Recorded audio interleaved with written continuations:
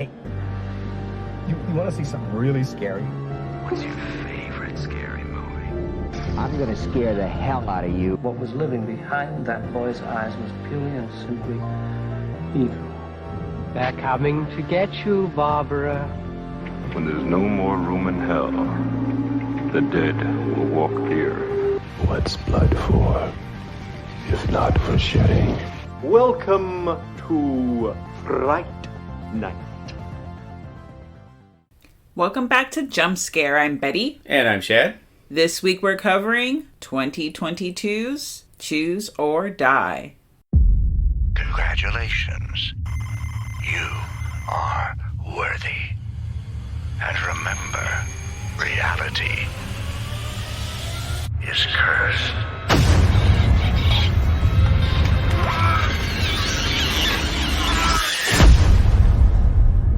You're not special. You are fired. Saw the eviction notice. This used to be a good neighborhood.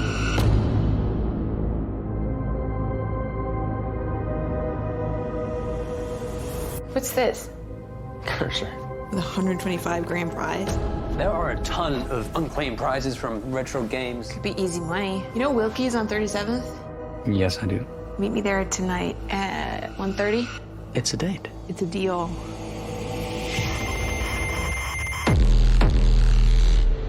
It's not like anything I've ever seen before. It seemed to affect reality. You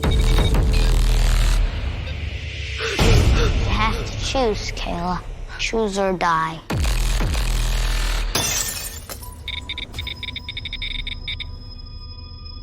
Clean up.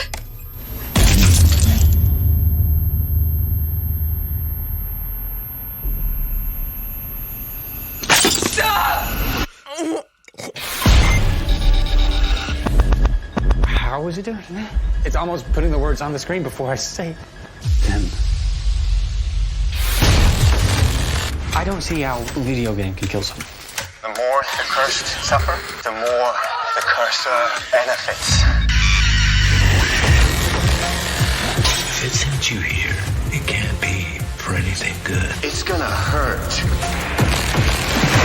We gotta choose, Caleb. I think you might be what it was looking for.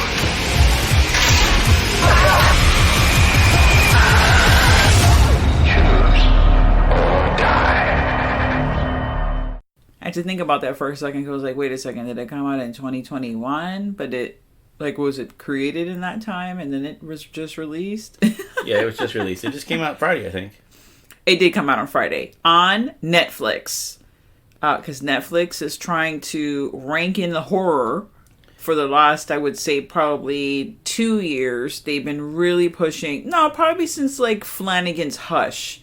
They've been pushing, more horror content, which I feel like when you look at Netflix, there's a whole lot of nothing. Like for my horror choices, I'd rather go to like Tubi or Vudu, mostly Tubi. There's really not that many like movies from the past of horror on Netflix you want to see. There's not a lot of back catalog. All the horror stuff they have is all their original stuff. Yeah. So or like new stuff that's really just ripping off old stuff, but it's so old no one knows it because the audience that's watching Netflix is young and has no idea any of this occurred. That's true. So this film, I'm going to sum it up in a sentence. Okay. This film, Choose or Die, is Rango meets Saw meets Tom Hanks Big. I have to say Tom Hanks Big. Because in Big, in the beginning of the film, I'm a huge Big fan. So when I first saw this, I thought a lot of things, which we're going to get into. I'm mostly going to just talk a lot, and then you're just going to chime in to like discuss the movie. But I'm going to discuss all the stuff before the movie, like the whole history of this game, or the type of like choose your own adventure. Big, because in the movie Big, in the beginning, Tom Hanks' character Josh is playing a game, and it's an interactive game on his computer, and the game is called Cavern of the Evil Wizard. It has like a weird Let me just butt in here and tell you that I played a lot of those text-based adventure games, and they all sucked. They were all terrible. But at the time, though, if you're like, Josh is like, I don't know, let's say he's 11. It's a pretty cool game. But I have to say that that game did not exist. That was a made-for-movie game. Yeah. That's not something that you could actually, like, that specific game was not something you could play in real life. They had a lot of different ones of it. I remember I had a few, and they were always so hard to figure out with some of. You had to know exactly what to say and do. There was no, like, guessing. If you didn't get exactly the right answer, that was it. You were done. You were stuck in a pit forever. Whoop, whoop, whoop. Yeah. You're dead. Yeah, exactly. Now, the Choose Your Own Adventure or Secret Path books that came out between 1979 to 1998, those were really big. And they're just little white mass markets with amazing, like, front covers, you know, and it's literally what it is. It's a choose your own adventure. He would read up to a certain point of the story, and then you get to choose what was going to happen to your character. If you want to jump over the wall, go to page 98. If you want to crawl into the manhole, go to page 72. I still have a book. I think it's called, like, The 12th Princess, I think, from when I was a kid. And it's a choose your own adventure, but specifically for girls. It was a one-off book. I loved that book. I mean, obviously, I've had it for a really long time. I'm talking about, I was probably like 8 or 9 years old when I got this book. They had a few, like, Dungeons and Dragons choose your own adventures too, that would tell you to roll dice. And if you roll between 1 and 10, go to this page. If you roll more than 10, go to this page. So they tried to, you know, everybody was trying to get in on that game. Now, in 1991, a game came out called Atmosphere, which is an Australian game, and in other regions is called Nightmare, which we have played. We've had a friend of ours bring it over and we played it. That was an interactive game, and you had a videotape that came with the game. Later on, throughout the years, they upgraded to DVD. There's a hilarious VHS, I think a DVD as well, of a Star Trek game, The Next Generation. They use there's a lot of memes of it where it's Gowron, the Klingon, just doing like, choose! Like yelling at you to make your choice on things. It's hilarious. Yeah, well, in that game, there's like a gatekeeper, and that's the person, well, who you're going to see when you play the video, the game. And you have to beat the host by facing your fear within a certain time limit. And, like, that was a thing of the game. So when I saw this Choose or Die, of course, I know there's, like, this huge thing of, like, nostalgia. That's what every, you know, a lot of these films that are coming out are just really harping on the whole nostalgia of it all. But I thought of all of these things I just mentioned when I thought about the film. And that's why I was interested. They like clickbait me. They got me. I'm a mark. Now, everything I mentioned was more exciting to me than this film. Well, the film, it has where we don't even know what year it is. There's no, and it doesn't really matter. It's not set in the 80s. It does harp a lot about the 80s because that's where this game, it's more modern.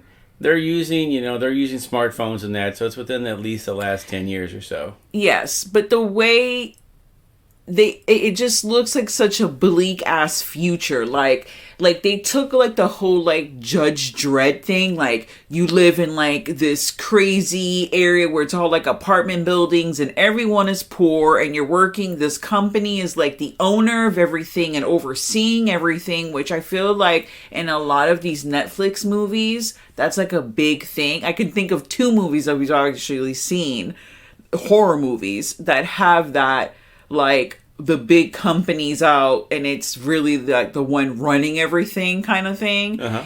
And the company's name is Kismet, which, I mean, come on, right there in the name. You're like, oh, okay. And we see right off that they own the building she lives in, the place where she works, the trash company is like Kismet Trash. They own everything in the city. Which, if you've seen enough movies, you're like, whack, whack, that company's behind the game. Like, there's something tying. We're not even sure, like, what city this takes place in. Exactly. It's just, I think someone, the kid had like a New York plate, her friend.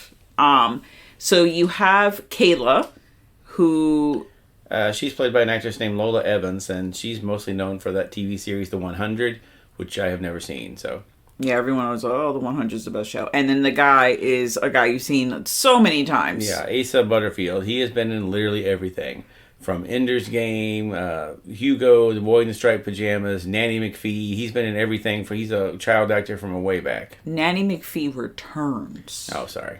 The music is by the Prodigy songwriter Liam Howlett. Unfortunately, the lead singer of the Prodigy passed away in 2019, which is devastating. Yeah. I really like that band, 90s band. And he's doing like the synth music in the film. He did the synth music in the film. And the game, and the most important thing. The most important thing is the game is actually narrated by Robert Englund. Who's playing himself in the film. Yeah, he's just playing Robert Englund narrating the game. And that's kind of, to me, that was one of the best parts of it because, he did a lot of stuff like that in the 80s. He did the Freddy, talk line. He had the Freddy album. So I feel like this could have been, with a little tweaks, this could have been another Nightmare on Elm Street movie. Are we going to... a new Nightmare kind of thing. Yeah, they really... Even to the point there's a Nightmare on Elm Street poster in someone's bedroom where they're playing the game. So they really kind of pushed that.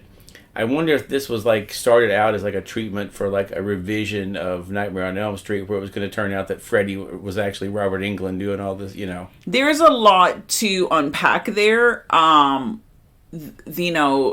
They really wanted to go through the whole 80s thing. Oh, it's written by Simon Allen, is the screenwriter of the film.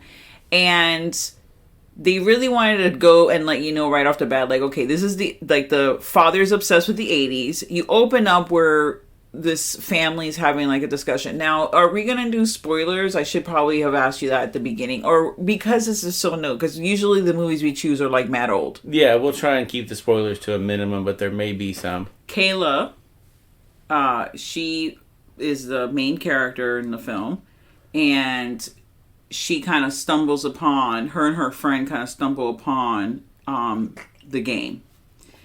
And Cursor is the name of the game. Yeah, they collect old computer parts and games, and they've got a whole their own shop. It's kind of ambiguous what it is. They go through she always goes through a sewer tunnel to get there. It seems like that's where the whole you said the Judge Dredd thing that does remind me of that too. But it's a little shop / house that he has where he's got all of his junk computers and games. That's where they find it. Yeah. The shop is called Bite Me. Byte, which I loved. And I love that this is they went all the way back with this. This is not just a floppy disk.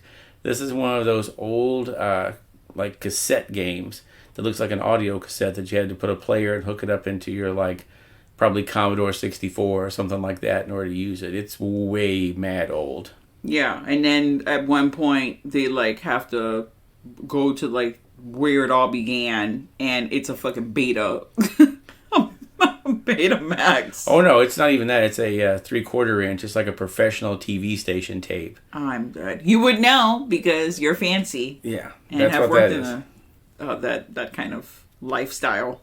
I should say lifestyle, but yeah, those kind of VCRs and that stuff. Those tapes were horrible. They weighed 80 pounds, and they were no better than the regular tapes. I wasn't alive when Beta came out, so Beta was actually smaller and better. Really? Yeah. The Beta tapes I thought it was huge. What am I thinking about? That's fucking massive. You're thinking of those 3/4 inch tapes you always see at the TV station. They're larger, heavier, and all that. And the Beta tapes were smaller and they were the same quality as VHS. The problem was that they were made by Sony, and Sony refused to license the Beta technology to any other company. So no one could make VCRs except Sony. They were all in Beta format. So since they couldn't use their format, they came up with their own, which was VHS. And then they licensed it, other companies licensed it out to everywhere. And then it just became the more popular format because you could buy it everywhere and buy it cheaper. And Sony was like, oh, shit, okay, we probably shouldn't have done that. So when Blu-ray came along, that's why Sony licensed that shit to everybody, including Disney. Like when you do you get my whole comparison? My like Ringu meets Saw meets Big now, or do you know? A little bit. I don't get the big part of it because no one really changes or anything. They're making a choice. No, the big is the choose your own adventure aspect of it. Okay. Because she has to make a choice on what path she wants to go to. Does she want to choose or die? Yeah. I've only seen Big once in my life, so I can't really tell you what much goes on in that movie. Well, that's the only connection to the film. That's it. It's just literally the beginning of the movie. He's playing the game. When he gets older, he goes to work for he works for a toy company, and what annoys him is the game he's playing as a kid. He's like, I wish the game could do this. I wish the player would be able to do this. And then he creates his own choose your own adventure game that has like the things that he likes better. Okay, yeah. So that's where that comes. That's the only reason why Big comes into my mind when I think of it. Saw, because of obviously the torturous things that they have to do, and then the Ringu, because of the cursed object / spoiler alert, we have to like spread it to like you gotta share it around. Kind of thing. Now, what's kind of funny to me is that, Robert Englund's doing the voice of this thing in it, and he directed the 976 Evil movie back in the 80s, where it was people calling in to an evil line and getting their, same kind of thing. You got your wish, someone would get hurt or something like that. And it's kind of funny that he's back in the same kind of thing now. And I'm going to take it even, I'm going to go even further with it. Because I was like, man, they really thought, they purposely, I feel, chose him to like do this, because Freddy's dead. What happens? Oh, he goes into the video He's game. in the video game. Yep. And he's controlling the player and kills the player in the video game. See, that just more makes me think that they had originally maybe pitched this as a Nightmare on Elm Street kind of thing. So, I mean, maybe, but I who knows? But that's like the whole, like the tie to like Robert Englund in that aspect for those two things, which it's like, okay, you have to obviously be a fan. The beginning of the movie, they're just shoving like 80s stuff in your, down your throat. They got like, they're talking about Gary Newman. They got the Nightmare on Elm Street. They're playing the old school computer game. It's choose your own adventure kind of thing. And they're just things upon things upon things. I wish the film, it's like, it was okay. It's not my favorite movie. It was watchable. There were some points I felt like were kind of weak. I feel like the relationship between Kayla and Isaac were... It was kind of, I don't want to say forced, but it was like, why are they friends? Like, she doesn't seem to like really like him. He's kind of obsessed with her. And he didn't seem like he got out a lot. Like, was he wearing Depends? Because every time we saw this kid, all he was doing was in front of the computer. I thought maybe whatever he was working on was gonna like counteract or like help her in a way. But I guess it was just his knowledge of like coding and old games and that kind of stuff, because he's another one that's obsessed with the 80s. So, and then obviously you have to have somebody help you, because I would be shocked if this was like on the high budget end. I feel like it was very low budget. All the sets were very simple. Like, there were not a lot of places that they went to. Yeah, the cast is very small. Yeah, the cast is small, and the sets were pretty much like a dirty apartment, a dirty game shop / apartment, a cafe that's, generic cafe set, a big empty building that they were cleaning, and then an empty warehouse full of the shit later on.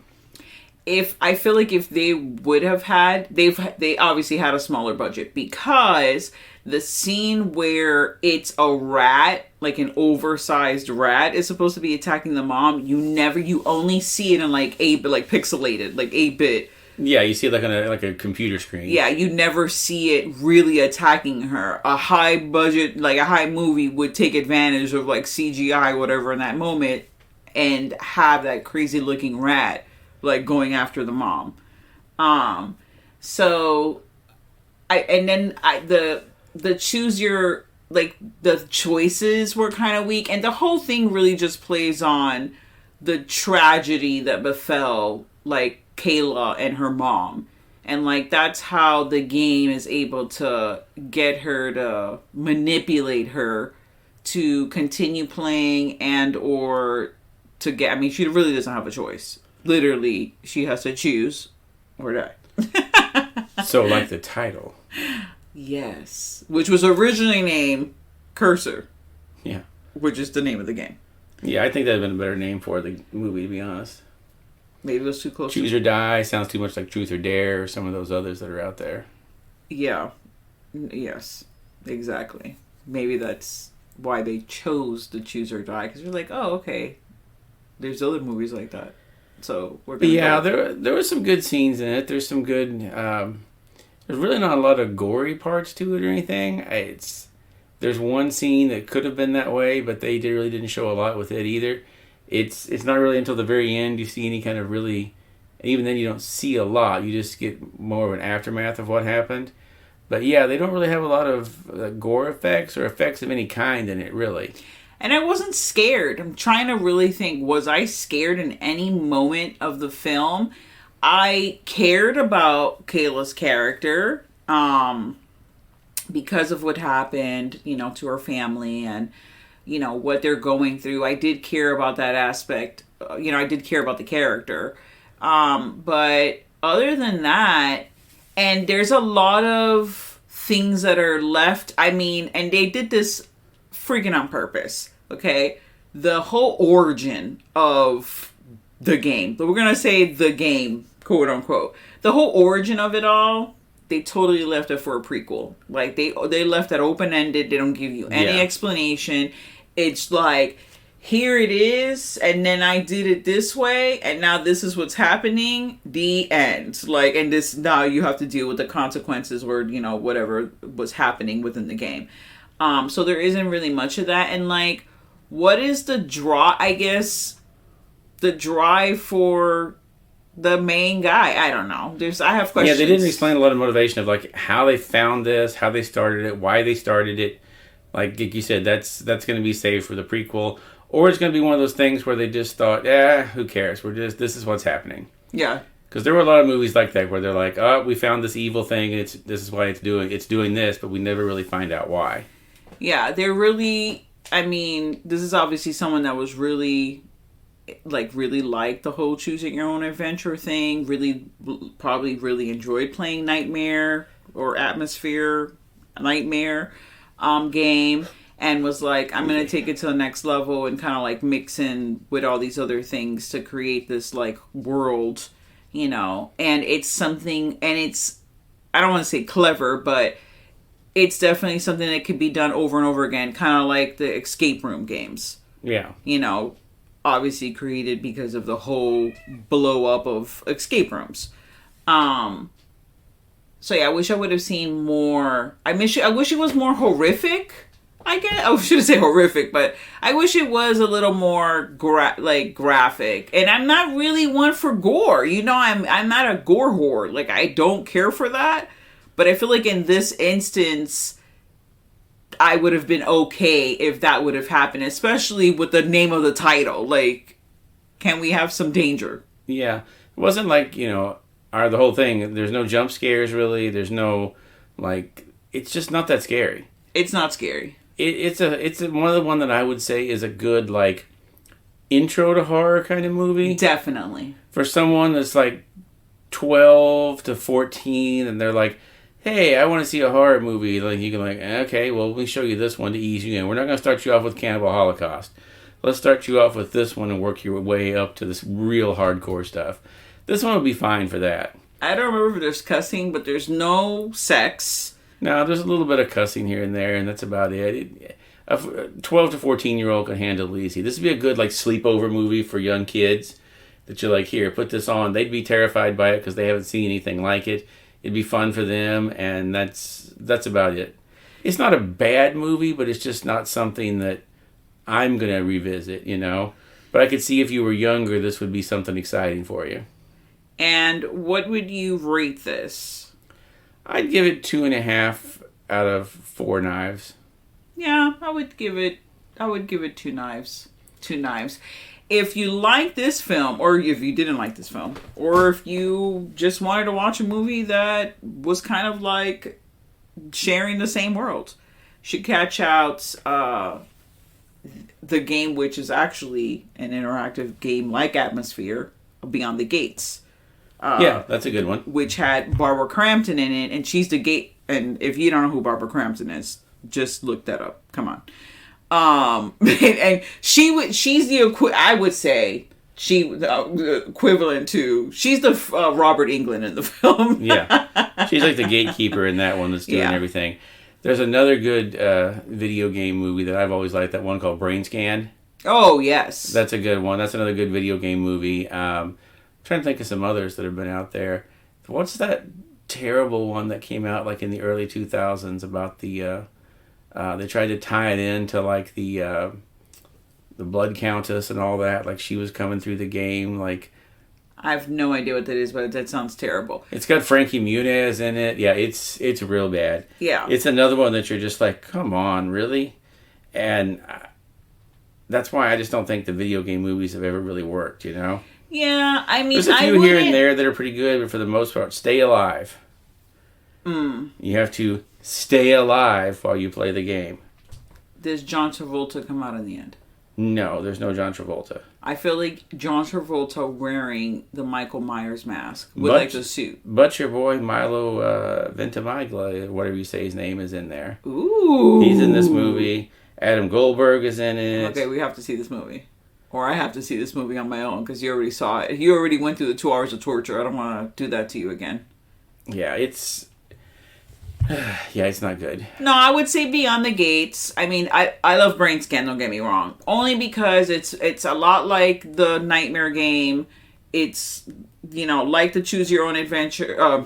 Choose or Die. It's two brothers that, their father ran a VHS rental store. He passes away. He disappears, actually. He disappears. The last thing they find out that he did was that he was playing this game.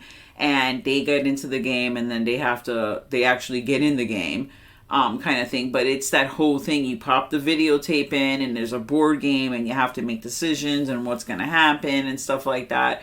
So, that movie also, it has its faults. It's one of those things like, you have this idea, and you go out there and you're like, okay, I have this idea. I have love for these kind of games. I have love for horror. This is the kind of thing I want to see. But then you can't fulfill it to the end correctly. Like, you just get there halfway. I don't know.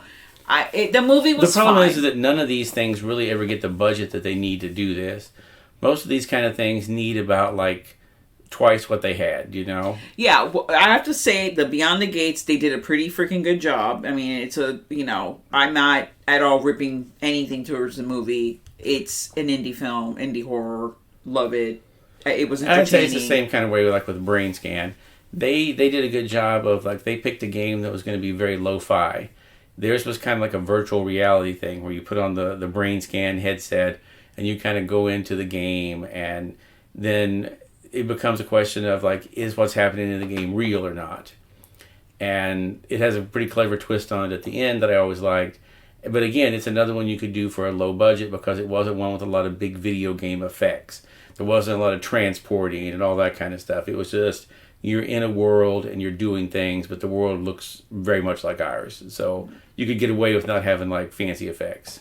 Yeah, this is very much like you said, pre-teen horror, like perfect for Netflix's audience. Yeah. That's just exactly what it is. So it's not going to be anything totally insane. But it was fine. The ending, when you get to the end, it was like, oh, okay. That was probably the best part for me, is the ending. We won't say what it is, but I think the best part was the ending because you get the idea of, like, oh, okay, this is where everything kind of ties in together. And it ended. Yeah. I'm just kidding. Yes, it is ties in, which you kind of see in the beginning of the movie. In the beginning of the movie, when all you hear is the sounds, like you hear conversations happening, that alludes to what happens, because that's when she stumbles upon the thing, and I'm like, boom, this is who these people are, like right off the bat, because there are clues in the dialogue that's happening between the characters, because the movie does kind of like lead you that way, but you forget, because now you have these new characters that are actually going to the stuff, and you're like, okay.